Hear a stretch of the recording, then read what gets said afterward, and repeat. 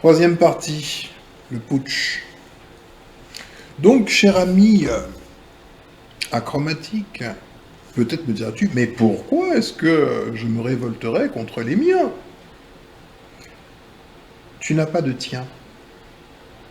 Ça n'existe pas. J'ai fait une vidéo, tu vas la retrouver hein, dans la liste de mes vidéos, qui s'appelle In Bed with Yamnaya. Au lit avec le Yamnaya. Au lit, hein, c'est une expression qu'on emploie aux États-Unis, hein, pour dire dans l'intimité. Je t'invite à regarder cette vidéo. Je te rappelle que les Yamnaya, qui sont en fait les descendants des Néandertaliens, le produit du viol des Néandertaliens sur les femmes Homo sapiens. Je te rappelle que ces gens sont originaires de cette zone géographique qui inclut la Russie et l'Ukraine. Russes et Ukrainiens, c'est la même race, hein, entre guillemets race. Hein. C'est les mêmes gens, hein. Exactement les mêmes. C'est même pas qu'ils sont frères, c'est que ce sont les mêmes.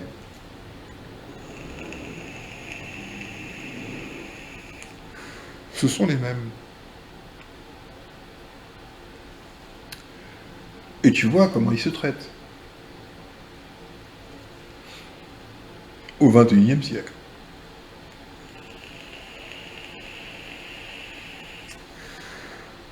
J'ai pu suivre pas mal de canaux sur Telegram relatifs à cette guerre, enfin cette opération spéciale.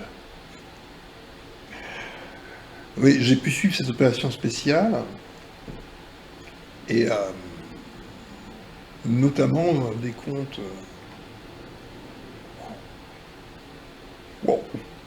Notamment le compte. Un compte qui s'appelait. Il a été fermé depuis. White Lives Matter. Qui était en fait un compte de la White Brotherhood, la fraternité blanche. Donc, il n'y a pas de fraternité blanche, parce qu'il n'y a pas de blanc. Je l'ai déjà dit dans une vidéo précédente, avec des acrobatiques. Et l'acrobatisme est une maladie. C'est quand même en compte d'être frère de maladie. C'est complètement débile. Non, tu te soignes. C'est tout ce que tu as à faire quand tu es malade.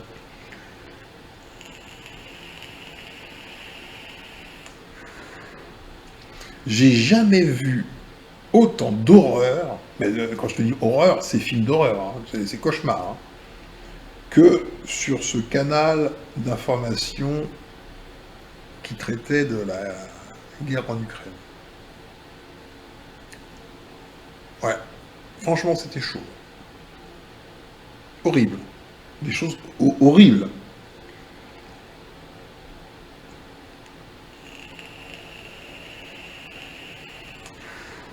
Donc tu n'as pas de fraternité, tu n'as pas de famille, tu n'as pas d'amis.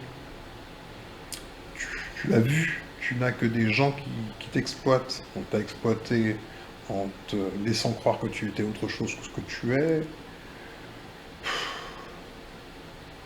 C'est horrible. On t'a fait croire que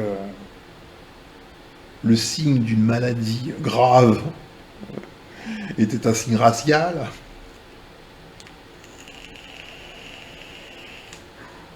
On t'a fait croire au bien fondé de la loi. On t'a fait quand même croire que la peine de mort était abolie. Bref, tu vis dans le discours, quoi. Mais pas dans le réel. Je vais être obligé d'acheter un disque dur. Bon, bref. Bon, on t'a fait croire à plein de choses, on t'a roulé dans la farine.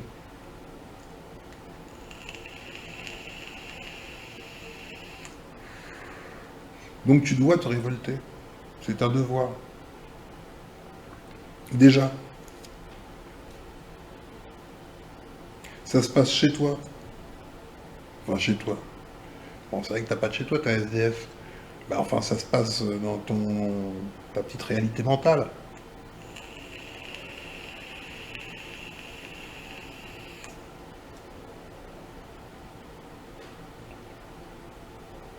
Je vais te faire écouter quelque chose que j'ai entendu avant-hier, je crois.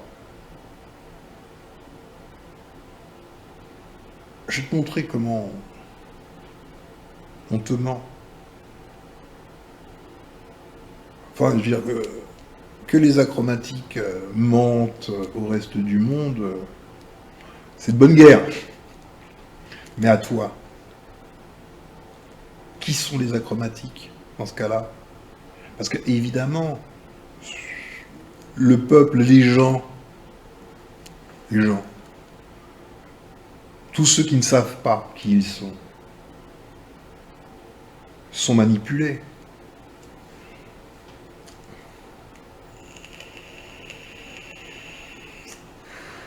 Ils vivent dans un monde de croyances.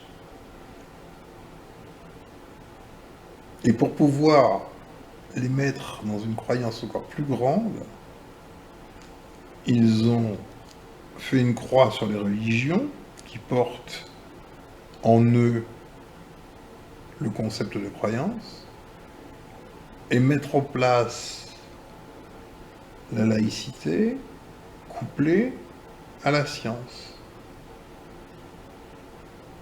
qui mentent également, laïcité et science.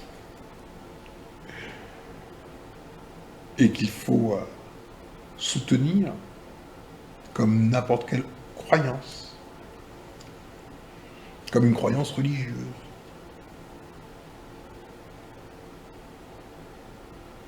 Et comme c'est religieux, tu penses que ce n'est pas une croyance, que c'est le vrai. Bah non, ça reste encore une croyance. Je vais te montrer quelque chose, on va en discuter. Attends, bouge pas, c'est où?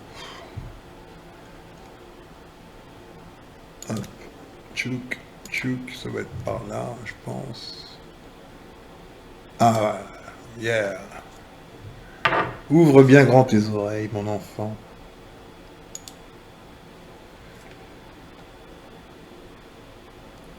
Notre pays présente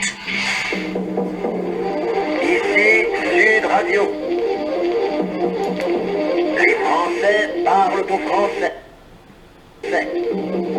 Les carottes sont cuites. Oh, il va y avoir une pub, excuse-moi, je suis désolé. Sont cuites. LinkedIn is awesome, right? But using LinkedIn for straight. Sud Radio Berkov dans tous ses états. Adrien Bocquet, Lève-toi et marche, aux éditions Max Milo. On a écouté ce récit de courage et de guerre, mais justement, vous étiez, vous, en tant que soignant, en tant qu'effectivement apportant des médicaments, du matériel médical en Ukraine, justement, il y a quelques jours. Vous avez passé 15 jours et qu'est-ce que vous avez vu alors? Parce que il y a des choses, on en a parlé hors antenne, et j'ai vu, il y a eu des choses quand même que vous avez assisté, vous le dites, et c'est important de mesurer effectivement, et vous prenez la responsabilité de tout ce que vous dites, et vous avez vu des choses assez terribles, je crois. Tout à fait. Alors je vais assumer totalement ce que je vous dis. Moi, sur place, j'ai été témoin de crimes de guerre. J'ai vu beaucoup de crimes de guerre. Les seuls crimes de guerre que j'ai vus pendant les jours où j'étais sur place ont été perpétrés par des militaires ukrainiens. Et non pas par des militaires russes. Ce qui ne veut pas dire... Ce qui ne veut pas dire exactement, Voilà. j'allais y venir, Oui. qu'il n'y a pas de crimes de guerre russes, mais il y en a aussi C'est ça. au niveau ukrainien. Vous avez assisté... Et on n'en parle pas. Ouais. C'est ça, moi. Quand je suis rentré en France, j'ai été extrêmement choqué, même des personnes qui sont invitées sur les plateaux télé à droite à gauche. 80% de ces personnes-là ne sont pas allées au moment où il y a la guerre et se permettent de parler, etc., ça m'insupporte. Parce que entre ce que je vois et ce que j'entends sur les plateaux télé et ce que j'ai vu sur place, il y a une autoroute. Ouais. Pour moi, c'est abominable. Je vais par exemple parler des militaires Azov. Donc, Oui. les militaires Azov, à la base, Mais vous avez vu où ils étaient, ils sont alors, partout. ils sont partout. Ah, pas ils sont seulement à partout, même à Azovstal ou etc. Même à ou- Lviv. Ils hein, sont même à Lviv, à même l'ouest. Oui. Ils ont leur scratch avec vous savez, le beau scratch néo-nazi, ça se tient aussi à le dire. Pour moi, ce qui me choque énormément, c'est que l'Europe donne quand même de l'armement à des militaires, pour moi, néo-nazis, avec un sigle néo-nazi. On n'en parle pas, il suffit de regarder, c'est un ancien sigle SS qui est brandi partout en Ukraine et ça Partout, pose on le voit partout. partout et ça ne pose aucun problème. Moi, j'ai travaillé avec ces gens-là, je leur ai donné des médicaments, etc. Vous savez quelles étaient leurs conversations devant moi? Parce que je comprends un petit peu l'ukrainien et le russe et beaucoup parlent anglais. Ils rigolaient de se dire que s'ils croisaient des juifs ou des noirs, qu'ils les dépeceraient. Ah, carrément. Voilà Ce leur qu'ils disaient devant vous. voilà ce qu'ils disaient devant moi, et c'était leur conversation qui les faisait vachement rigoler. Voilà ce qu'ils disaient sur les juifs et sur les noirs. Et Ça, vous- c'est la première chose. Oui. Ça, moi, je pouvais pas cautionner, mais sur place, je pouvais pas faire grand-chose. Et qu'est-ce que vous avez vu? Vous dites que vous avez alors- assisté, oui. J'ai vu donc des militaires russes qui ont été capturés et qui ont été donc du coup déjà bien malmenés et qui ont été, on va dire, attachés. Et en fait, on était dans une sorte de hangar et ces militaires russes qui ont été capturés arrivaient dans des petites fourgonnettes par 3 ou par 4. À chaque fois qu'ils faisaient descendre ces militaires, les militaires Azov ukrainiens leur demandaient qui est l'officier, qui est l'officier. Je vais vous expliquer pourquoi. Ou ils répondaient pas, ou ils répondaient. Chaque militaire qui descendait de cette fourgonnette se prenait une balle de Kalachnikov dans le genou. Alors qu'ils étaient sans défense, Et qu'ils étaient mal attachés, attachés. Ouais. d'accord? Ce que je suis en train de vous dire là, j'ai des vidéos qui l'attestent. Sinon, je ne me permettrai pas de sortir des trucs pareils. J'ai des vidéos où on montre des militaires russes en train de se prendre des balles dans le genou. On ne sait pas trop pourquoi, parce qu'ils répondent pas à des questions.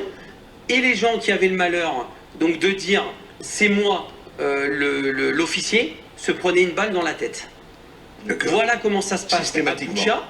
Voilà comment ça se passe en Ukraine, du moins pour le bataillon ukrainien Azov. Ils pourront dire ce qu'ils veulent. Moi, j'étais là, j'ai vu ce qui s'est passé. Tout ça, on n'en parle pas. C'est vraiment... Je vais vous raconter encore quelque chose de beaucoup plus grave. Vous avez des bombardements tout le temps, on voit la télé, etc. Et j'ai vu donc des journalistes américains. Il y a des bombardements qui atterrissent dans un petit parc que vous avez Boutcha, dû voir c'est d'où à côté de Boutcha, entre À côté de Boutcha, Boutcha. à l'est de Boutcha. D'accord. Et ces Américains donc font une vidéo et disent ben voilà, c'est les bombardements russes, ça atterrit dans un parc, c'est inadmissible et tout. Je vais les voir, je dis mais pourquoi vous dites ça, etc. et tout. On m'a dit mais c'est pas grave, ça fera des images. Et vous savez ce que c'était ces bombardements? En fait, vous avez des petits obus, donc vous aviez, si vous voulez, une cible qui était russe à l'époque, il y a quelques semaines, et vous aviez donc une équipe d'Azov avec qui j'étais, qui était en train de régler donc des petits mortiers pour envoyer des obus qui se règlent, si vous voulez, avec des petites à la main, d'accord? Et en fait, ça avait été mal réglé. Et ça arrive une fois sur 2, une fois sur 3. Donc ces obus, au Tomber lieu dans un d'atterrir Ah ouais. à 100 mètres plus loin où il y avait justement les militaires ou du matériel russe, oui. atterrit dans le petit parc. Et on fait passer ça pour des des bombardements obus russes. russes. Ouais. Au bout d'un moment, il faut arrêter. Et je vais vous rappeler une règle simple de la guerre. Vous avez par exemple les Ukrainiens, les Russes, qui se tirent dessus. D'accord? Je vous donne un exemple simple. Vous êtes Ouais. en plein dans la ville, ils se tirent dessus, ils s'envoient des obus. Dans les deux sens. Si les Ukrainiens ratent leur cible, l'obus va atterrir où? Bah pas sur les Russes. Donc dans une maison ou dans un bâtiment ukrainien. Et la même chose bien sûr pour les Russes. Bien sûr. Pourquoi on ne parle pas de ça? Et donc tous les bombardements, toutes les bombes, tous les obus qui atterrissent à Boutcha, à Kiev, etc., c'est du russe. Il faut arrêter. Oui, Il faut un vous petit dites peu que réfléchir. Il y a des deux côtés, les bien les sûr. crimes se font des deux côtés. Mais quoi. bien sûr, et Ouais. encore autre chose. et là je vais enfoncer le clou, mais c'est pas grave, j'en assumerai les conséquences. J'étais à Lviv, j'étais à l'hôtel, il y a eu des bombardements, j'étais à 500 mètres d'un missile qui atterrit, où je dormais, tout a pété, les glaces, etc. Je vais tout de suite sur place, et en fait on s'aperçoit que les 5 missiles, il y a 4 missiles qui ont tapé des dépôts d'armement. Des dépôts d'armement qui venaient d'Europe, qui avaient été stockés à Lviv en attente que ça soit amené à Kiev et dans des unités. Vous savez où est-ce qu'il les stocke, l'armement qui arrive d'Europe? Eh bien, il les stocke dans des locaux et dans des maisons civiles, sans que les gens le sachent. Bon, on va pas aller plus loin, je pense que tu as bien compris le truc. Alors, pour ta culture générale, disais-je,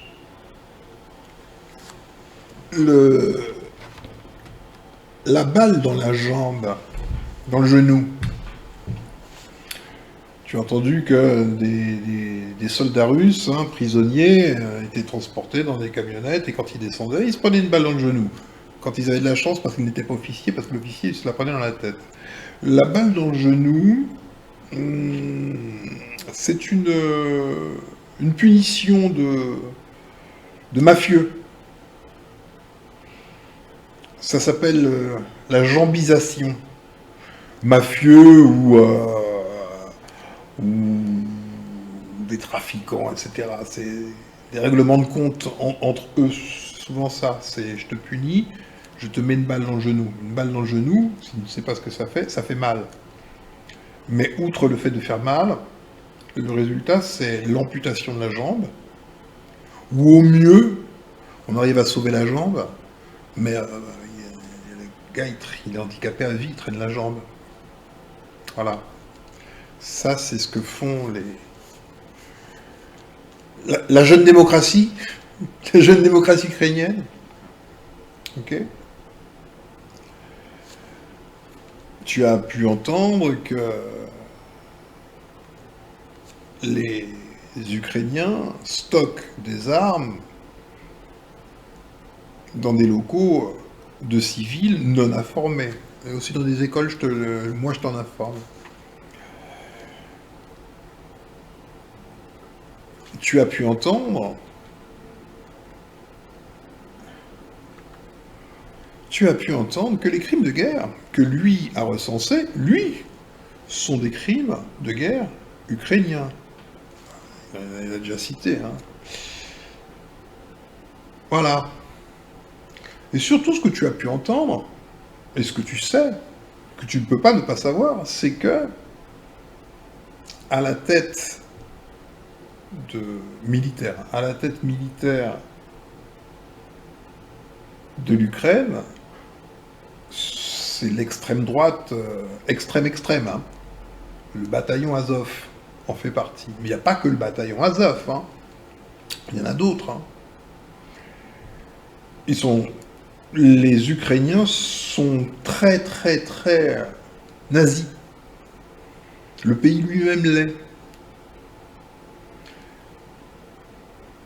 Tout comme, apparemment, le Néandertal a des difficultés d'identification, s'agissant de lui-même, il se voit Homo sapiens quand l'Homo sapiens est noir, mais il se voit pas néandertalien quand le Néandertal, lui, il est acrobatique comme lui. Et ils ont la même tronche. Bizarre. Là, apparemment, les Européens, enfin l'Occident, Européens, Américains, et d'autres pays, l'Occident ne semble même pas reconnaître des signes nazis. Le bataillon Azov, ce ne sont que des signes nazis. C'est le soleil noir. Ça, c'est la mystique nazie du Troisième Reich. Les runes, ça n'en parle non plus. Les croix gammées, etc. Sieg Heil. Bon, bref, tu as affaire à des nazis. Néo, mais nazis. Néo égale pire qu'avant. C'est ça que ça veut dire, néo. C'est nazi au carré, tu vois. Et tout ce que moi j'ai pu apprendre de mon côté, que j'ai pu suivre sur divers canaux d'information ne font que conforter davantage cela. Nous sommes bien en face de quelque chose.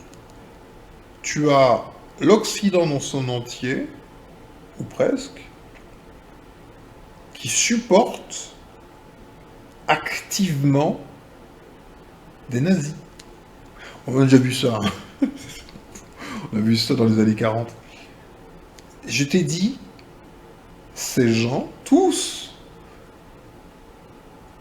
sont des nazis depuis le commencement. Ce que tu es en train de voir là, avec cette guerre, c'est bien plus que ce qui est en apparence. La pire chose qui puisse arriver en Europe serait, et ça risque pas d'arriver, mais bon, ce serait la pire chose, une victoire ukrainienne. Une victoire ukrainienne marquerait la victoire d'Azov, donc des nazis. Si demain les Ukrainiens venaient à gagner la guerre, tu aurais une explosion azophique dans toute l'Europe et une permutation de l'esprit. La majorité des Européens de l'Ouest adopterait la posture mentale des Ukrainiens, des nazis. Je dis pas que l'autre côté c'est mieux, hein. Je t'ai dit, de deux côtés, ce sont des Yamnaya. Sans nul doute.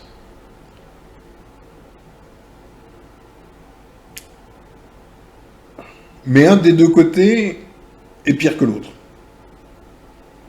En vérité. Celui qui se présente évidemment comme le meilleur, hein, le gentil, hein, évidemment. La victime. T'as déjà entendu ça. Tu connais cette histoire. Tu connais, hein, l'éternel salopard. J'ai rien fait, moi. Je n'ai fait que suivre les consignes. Bon, bref, tu connais.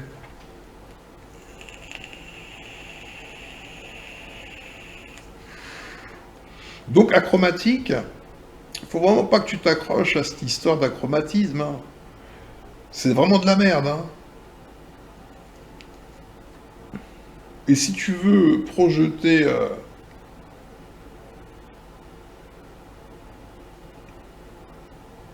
l'issue du monde des achromatiques dans la structure mentale du Yamnaya, du Néandertal, et donc du Yamnaya, hein. Si tu veux projeter, il faut que tu regardes ce qu'il se passe en Chine. Les Chinois, ce sont aussi des achromatiques. Hein. Bon, ils sont jaunes de peau, plus ou moins, mais ils produisent de la phéomélanine. Ils ne produisent pas de mélanine, très peu. Les seuls qui ne produisent pas de phéomélanine, ce sont les Noirs. Ils ne produisent que de l'eumélanine. Donc les Chinois, phéomélanine, c'est les mêmes.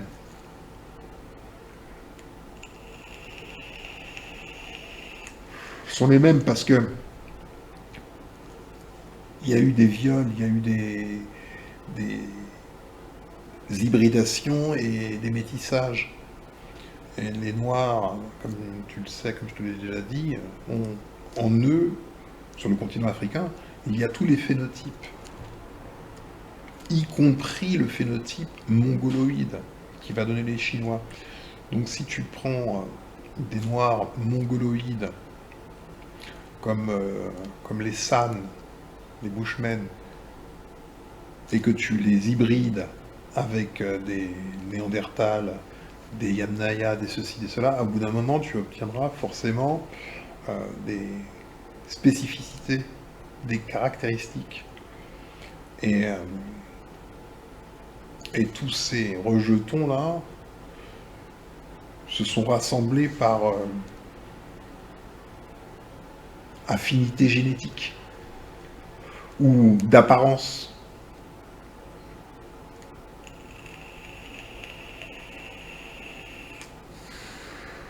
Mais il n'y a sur cette planète que des Homo sapiens purs, c'est-à-dire des Noirs, et des hybrides entre Néandertal et Homo sapiens. Et ce sont ces deux seules créatures, Homo sapiens noirs, plusieurs phénotypes, et Néandertal, qui ont produit toutes les variétés qui existent aujourd'hui, mais ce ne sont pas des races.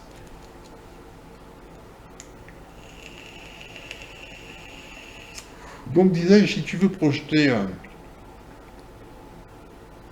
l'avenir, tu regardes ce qui se passe en Chine. Le crédit social, l'enfermement aujourd'hui même de toute une population, et les gens sont enfermés chez eux, des cadenas sont posés sur les portes pour ne pas qu'ils sortent. Des gens sont en prison chez eux depuis plus d'1 mois. Le soir, à 20h, ils ouvrent les fenêtres pour crier, pour hurler. C'est un film d'horreur, et c'est le réel.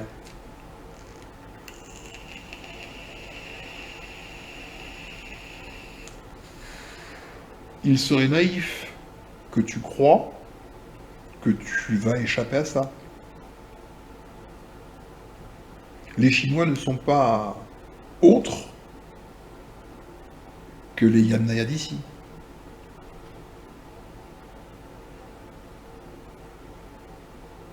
Ils sont même un poste avancé, le lieu de l'expérimentation. On va regarder ce que ça donne avant d'importer.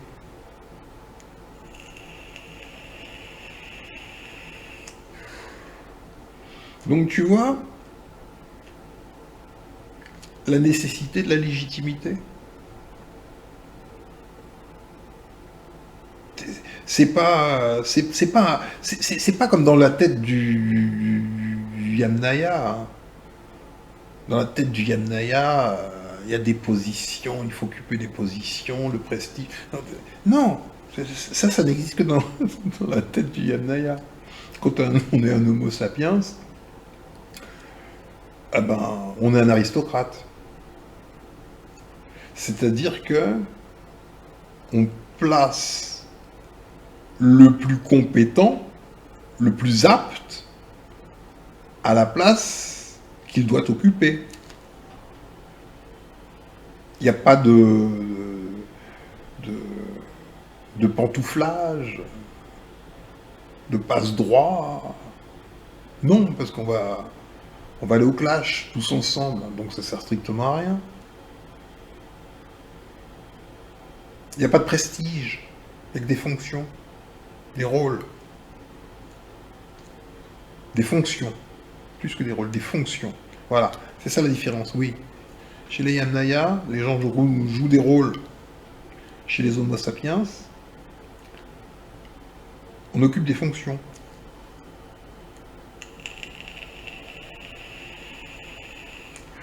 Et des fonctions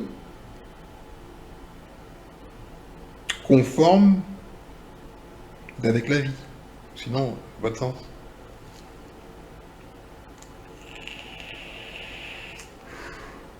Donc on peut te faire miroiter pendant je sais pas combien de temps que on ira demain dans l'espace avec des vaisseaux, on ira coloniser les planètes.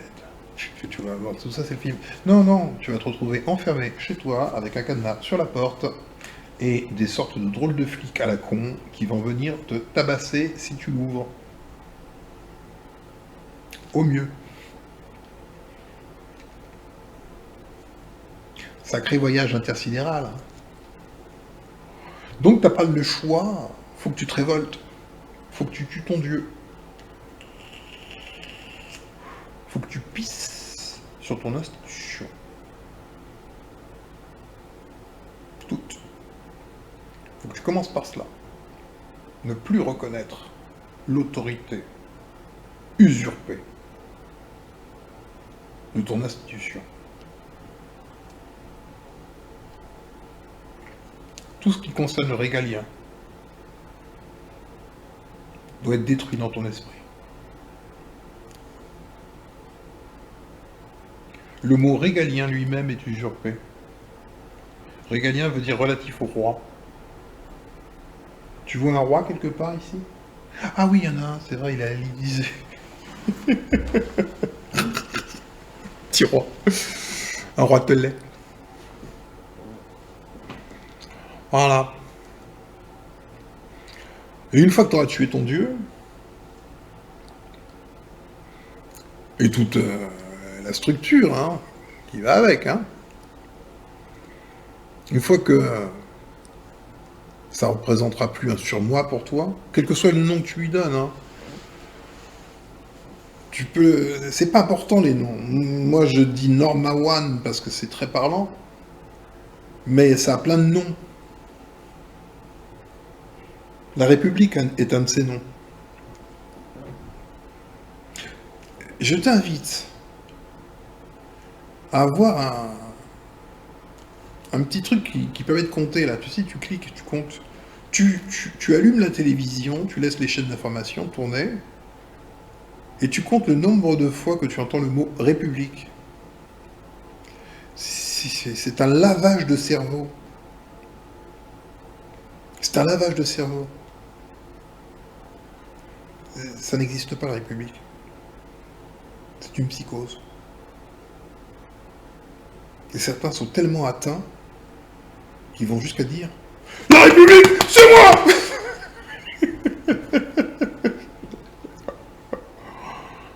J'ai vu la femme du préfet Rignac qui s'est fait assassiner en Corse. Je l'ai vu il y a quelques années quand même déjà. Je sais plus combien de temps. Elle était venue faire un discours. Au lieu de parler de son mari ou je sais pas quoi, ça fait des choses normales. Elle parle de quoi? De la République. Franchement, j'ai écouté, j'étais dit, de quoi elle parle? Quoi, elle est saoule, elle est quoi? Elle est droguée? C'est quoi le truc? Elle parle de quelque chose qui n'existe pas. Son mari qui lui existait, qui s'est pris une balle, elle n'en parle pas, elle parle de la République.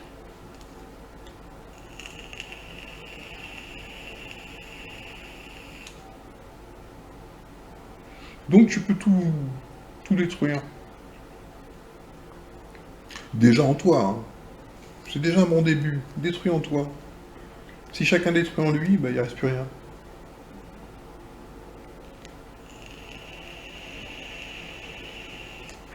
Les gens obéissent parce qu'ils croient. C'est une religion. Si tu es vraiment convaincu que tu as affaire à une bande de clowns de Néandertal, eux-mêmes produits par des clowns de dieux venus de je sais pas où, de branleurs, tu les regardes comme ça, tu vois. Tu les toises. Il n'y a aucune autorité légitime ici sur cette planète. Aucune. L'autorité légitime, moi je la connais. Et elle n'est pas à sa place. Parce que sa place est occupée par des branquignoles.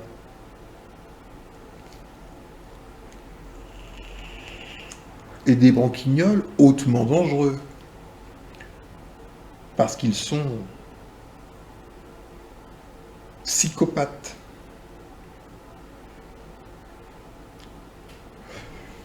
Donc voilà la troisième partie du putsch. Donc tu as compris que c'était un putsch.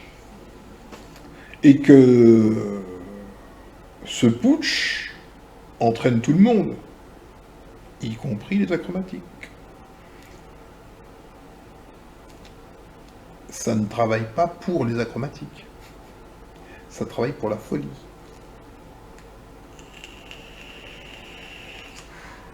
Donc mon cher ami achromatique, ne compte surtout pas sur la White Brotherhood ou quelque organisation achromatique que ce soit pour t'aider dans ta détresse. De là où je suis, je peux te jurer que si tu viens à trop la ramener avec ta détresse, soit tu vas te prendre un LBD dans l'œil, soit tu vas te faire arracher une main ou un pied par une grenade. C'est tout ce qui va se passer.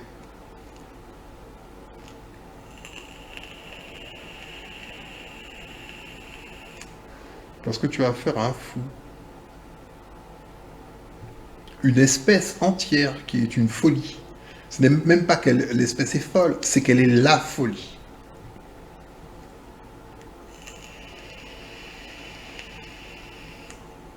Et souviens-toi que j'emploie le mot espèce uniquement parce qu'il faut employer des mots. Mais ce n'est pas une espèce. Donc je t'invite à ton salut par ta négrification.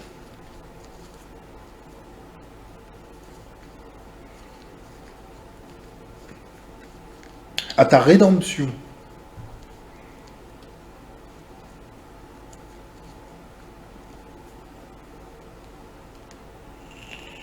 Je t'invite à éviter le karma qui a déjà commencé de tomber sur la gueule des achromatiques, mais c'est qu'un petit début. Hein.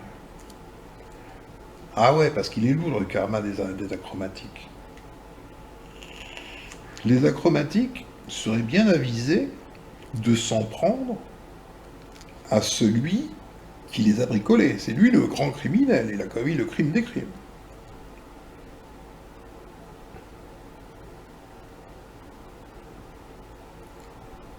Donc je t'invite à te marier avec toi-même, c'est-à-dire que tu détiens la génétique de l'Homo sapiens, tu te nommes toi-même Homo sapiens, mais tu ne l'es pas. Quand tu regardes l'Homo sapiens, tu dis « Oh, c'est quoi ça ?» Quand tu regardes le Néandertal, tu dis « Ah, papy !» Donc t'es encore le Néandertal en toi. Et c'est pas une affaire de quantité de gènes. C'est une affaire d'identification.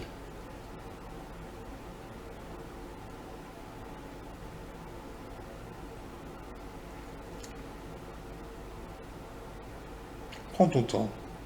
Enfin, pas trop. Regarde cette vidéo, le témoignage des enfants du magistrat Pierre Roche. Tu descends dans mes vidéos, elle est un peu vers le bas.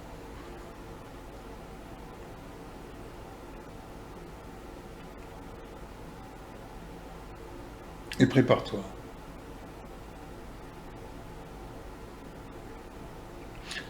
Prépare-toi au pire.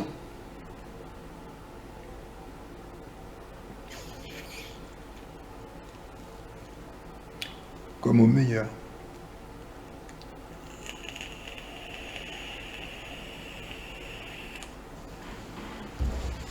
Salut.